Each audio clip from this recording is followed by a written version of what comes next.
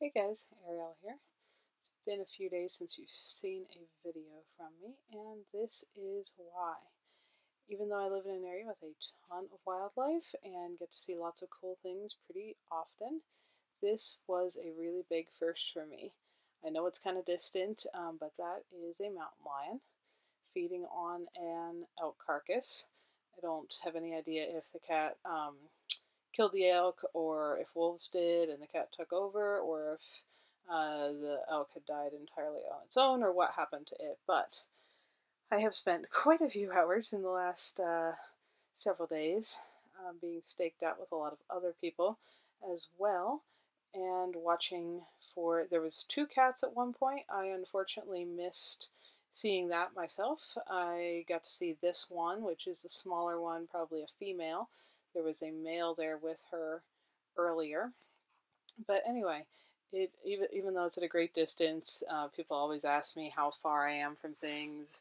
Even though I've got a big lens, that is just under 600 yards away from where the people were standing, measured with a rangefinder. 600 yards being, approximately 3 feet to a yard. So that's 1,800 feet if you're not used to yard measurements. So it's a long way away. Obviously, I would have loved to have some good close-ups, but this is probably safer for everybody involved.